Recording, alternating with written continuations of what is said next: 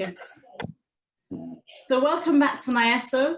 Today we're very pleased, very excited to have with us an entrepreneur, a business person, and a visionary who has created amazing products from the common plant of the banana stalk. So I'm going to introduce Mr. Kimani, and he's going to introduce himself and tell us a bit about himself and his company. Welcome to NIESO. Thank you so much, Jasmila, for having me on this program. I'm so excited to share my experiences and what I do at TextFad. My name is Kimani Muturi. I'm a Kenyan by citizenship, but I stay in Uganda. That is where I'm settled. That's where my family is. And I'm founder of TextFad. Wow. So how did you get about coming up with the idea? My background is textile design. That is what I studied at school. At a given point, I've also been a teacher teaching textiles, basically by hand, like hand processes, hand weaving. Wow. And so I'm very passionate when it comes to natural fibers. And when I moved to Uganda sometime in 2000, I realized that this country grows too many bananas. And bananas are everywhere here. And banana is a staple food for Ugandans. And every family has a banana meal almost daily. Wow. I didn't know that. So wow.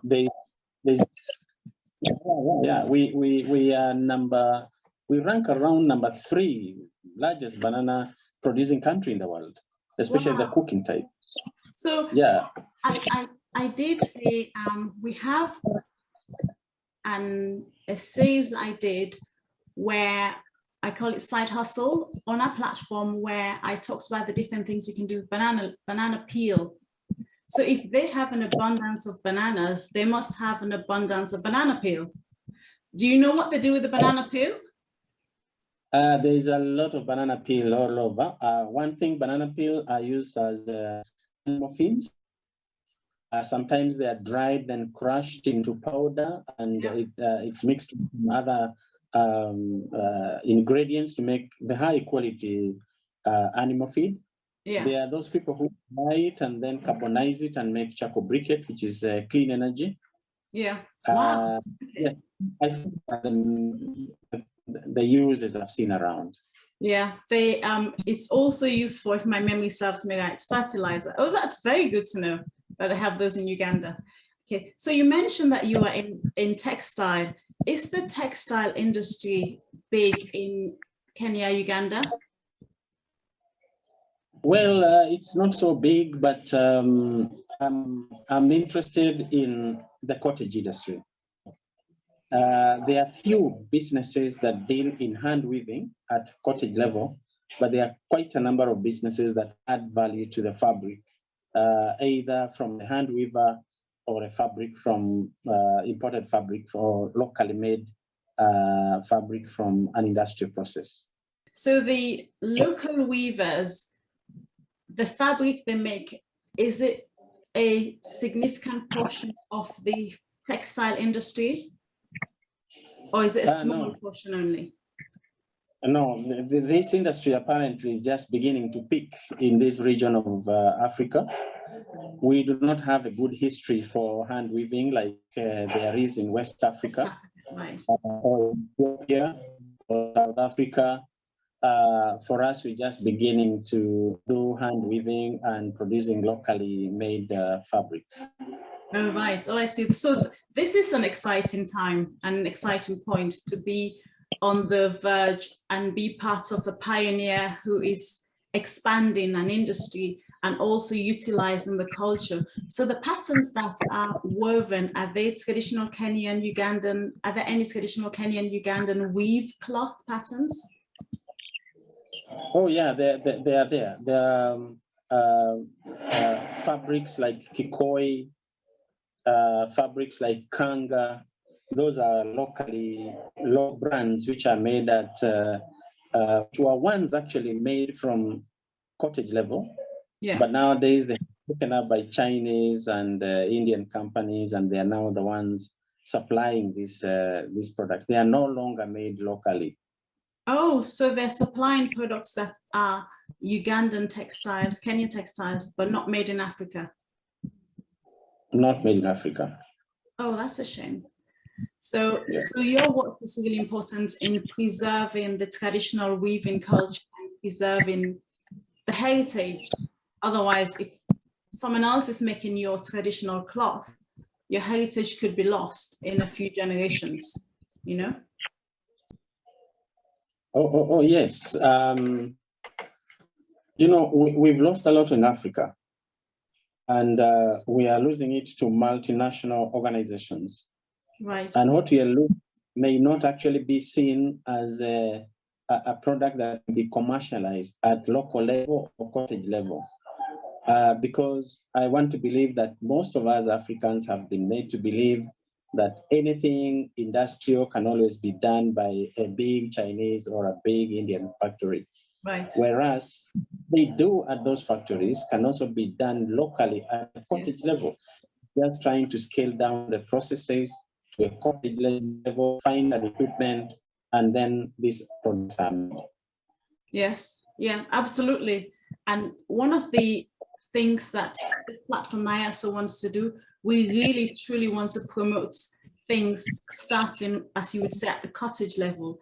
Let students and young people start creating things with what they find on the continent. And then they can scale as they get bigger. For example, as your company gets bigger, then you can scale and maybe open a few branches or scale on one spot. So that is that's very encouraging to hear. So tell us then more specifically, so you did textiles and you're Kenyan, now in Uganda, and there are lots of bananas. So you thought you can do something with the banana plant itself? Oh yes, I could see all these stems that go to waste. For every banana meal that is consumed in Uganda here by most of the population, there is a banana stem that is wasted in the garden. And then there is a farmer who is earning good money because there is overproduction here. So the price for banana here from at the farm level is too low. So the farmer does not benefit so much, but the farmer is left with waste. So I thought if I would succeed to develop fiber from the banana stem, then I would not only create a business where young people would be involved, but also add value to what banana farmers are producing. Because now they can, those that I deal with now, they actually sell the fruit and then sell the stem or process the stem to fiber and then sell the fiber. So there's an added income to that. So the business model you're using is the farmers that process the stem, or do you collect the stem and then process it? I started by collecting the stem, and during that time I didn't have a machine for extraction. So we could use the hands and something blunt object, then scrape on the sheath of the stem until you get the fiber. And this was very labor intensive. Yes. And the people that engage in that kind of activity would keep running away from the activity until we started a process of fabricating, innovating a banana fiber extractor machine. So I teamed up with the non-formal welding organizations who are involved in making local machines like milling machines for maize, for cassava, those people who make those kind of small machines. So we put our heads together, and over some time we managed to develop the machine.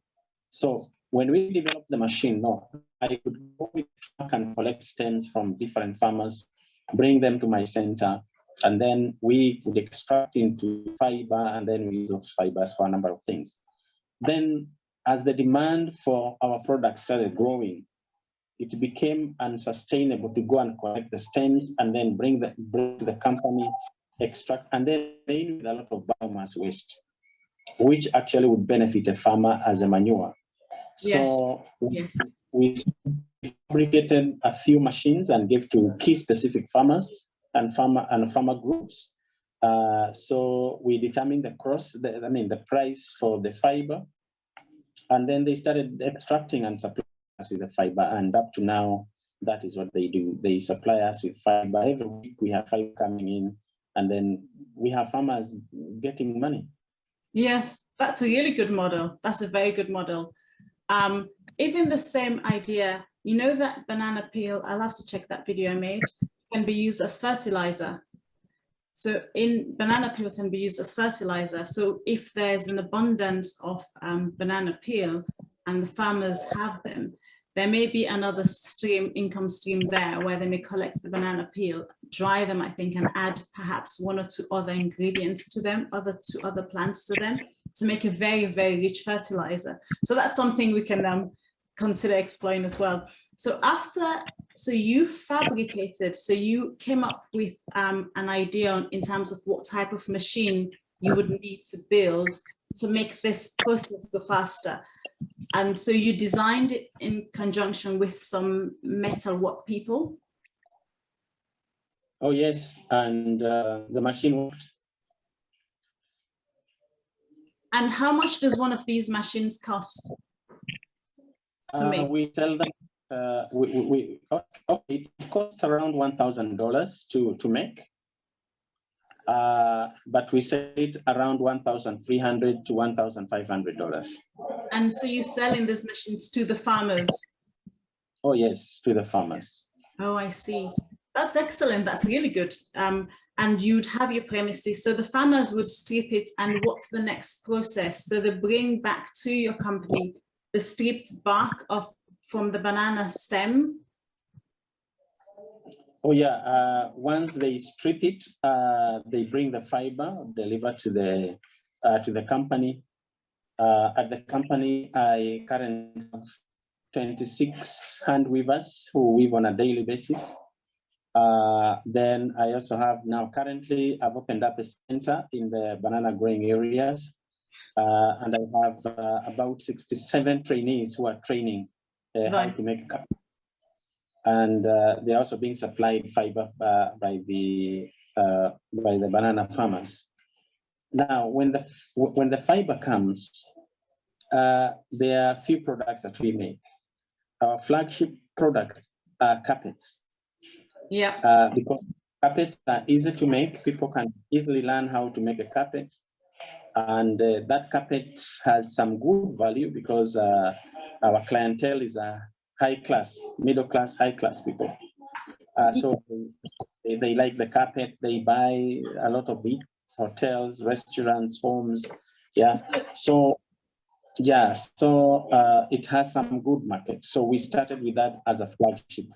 So I can share with you, you are spot on in terms of when you say the flagship product is carpet, or what they may call rugs as well, right? Carpet rugs.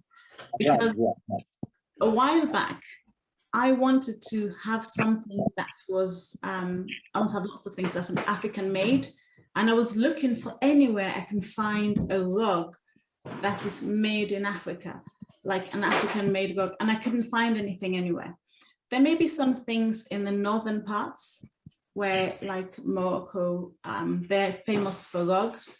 I wanted something more, I wanted a different, like a Saharan type rug. And it was almost, I couldn't find anyone that made it. So the fact that you make rugs, it's a huge business opportunity because it is very unique to make rugs. So I'm very excited about that. Yeah, and it's more unique because it's made from a byproduct of a food. Yeah, so it's not creating environment. Is actually sustainable because I know those materials are there every time. Yes. As long as we. And is it? Do you fabricate the material so it's soft? So when you stand on it, it's soft. How does it feel? Now, for carpets, we don't soften the fiber. We just use the fiber the way from the farmers. We just put it, separate those that are weak fibers from those that are strong fibers, and then we make different qualities of carpets using the fibers. Right. But for other technologies that we are prototyping, we have managed to soften banana fiber to the level of cotton. And we are currently testing to see the yarn made from that fiber can make a fabric for wear. Because that's really my biggest challenge that I feel we should achieve. We should give our people opportunities to choose either between a cotton fabric or a banana fiber. And so have you been successful in making any clothing out of banana fiber? I haven't made a clothing yet, but I'm almost there. I'm almost there because I've had some fiber spun into a yarn, and now I'm trying to check the properties of the banana fiber yarn in relation to the cotton yarn, so that I know the extent to which this fiber can be used. This all this knowledge that you are creating, is there any university or academic institution or vocational institution that's interested in Uganda or Kenya to partner with you so they can teach? Because this is a whole new industry you're opening up here. Is that vision there already, where there's a university establishment or some professors from textile who are interested? Apparently, a big teacher at a given point. And I can tell you the vision you have is not the vision that Africans have here in higher institutions. No? Yeah, they are very stuck to the curriculum that is already set. It said the materials they are going to use, the materials they are examining, the research. And let me tell you where the problem comes in. Students have opportunities to do research. Yeah. I know every student has a research to submit, either a practical or a theoretical research to submit. But you find that in those researches, those students have gone ahead, extracted fibers from a number of plant sources, which are abundant. Some of them are actually weeds that disturb farmers in the gardens.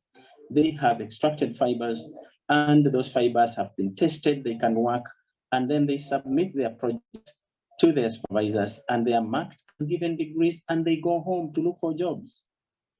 The supervisors remain with the researches, and they also do not commercialize these researches. Yes. So it comes to a dead end. Wow. So this is a huge opportunity, because going to look for work in a continent where we need to make the work, the mindset has to shift.